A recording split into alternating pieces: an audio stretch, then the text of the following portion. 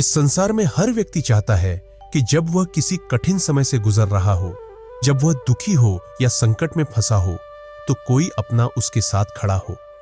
हर दिल को यह उम्मीद होती है कि उसके दुख को कोई सुने, उसे सहारा दे और उसे संभाले। परंतु जीवन की कठोर सच्चाई यह है कि हर कोई आपके दुख में सहभागी नहीं बनता। कुछ लोग ऐसे होते हैं जिनसे अगर हम सहानुभूति या सहायता की अपेक्षा करते हैं तो हम केवल अपने आप को ही धोखा दे रहे होते हैं।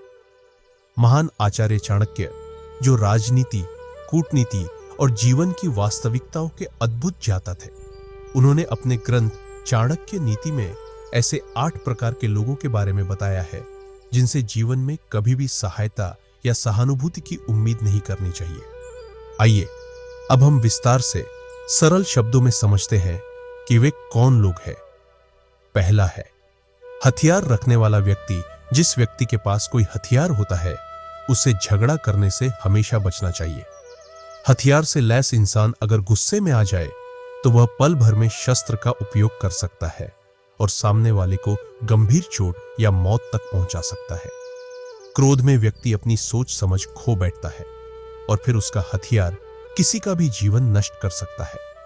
चाणक्य ने इसीलिए कहा है कि ऐसे लोगों से दूरी बनाना ही समझदारी है, ताकि हमारी जान सुरक्षित रहे। दूसरा है आपके गहरे रहस्य जानने वाला व्यक्ति। मर्मी वह व्यक्ति होता है जो आपके जीवन के बहुत निजी और गहरे रहस्यों को जानता है, जैसे कोई अच्छा दोस्त, रिश्तेदार या साथी।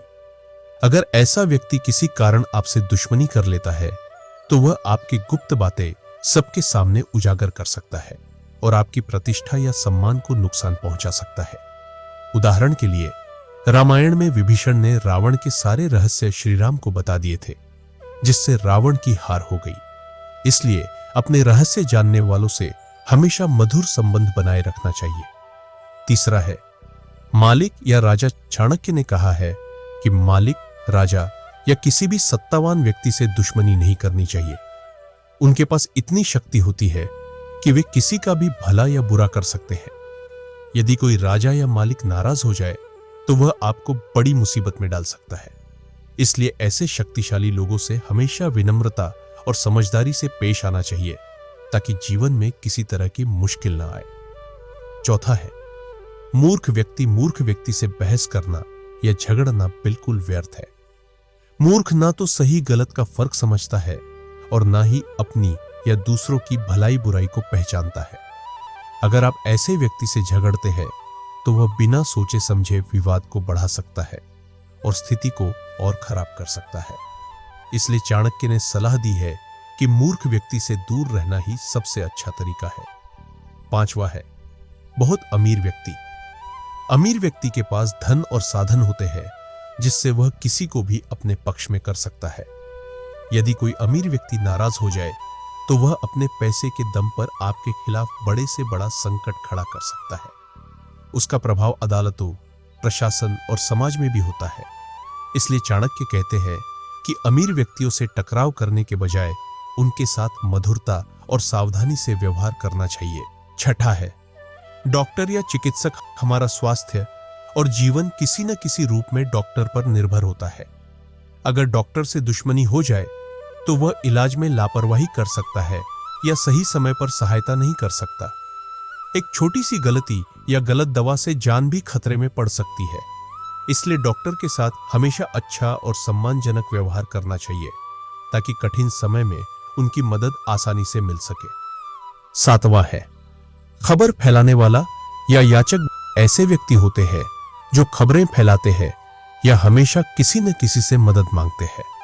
अगर ऐसे लोगों से दुश्मनी हो जाए तो वे आपकी बातें तोड़ मरोड़ कर दूसरों तक पहुंचा सकते हैं और समाज में अफवाह फैला सकते हैं।